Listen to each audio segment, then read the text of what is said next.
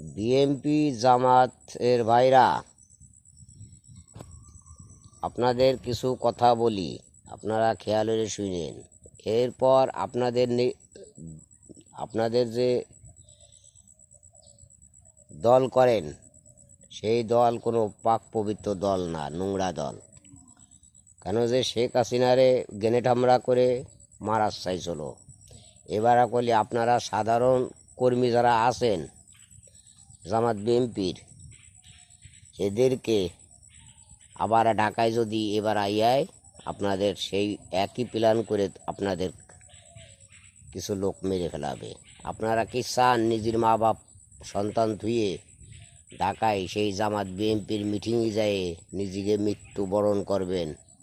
কেন আপনাদের মাথার পরে যারা আছে, আপনারা তো অন্ধ রাজনীতি করেন বিদায় আপনারা ঢাকায় যাবেন, বড় সমাবেশ হবে, সমাবেশে তারা নিজেরাই বোম মারবে, মাইরে আমলিকির দোষ দেবে।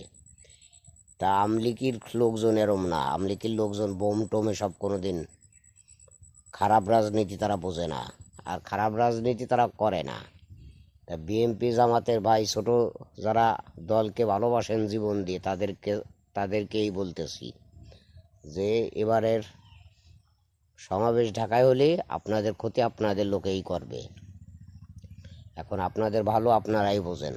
জয় বাংলা, জয় বঙ্গবন্ধু, জয় আমার জননেত্রী শেখ হাসিনার।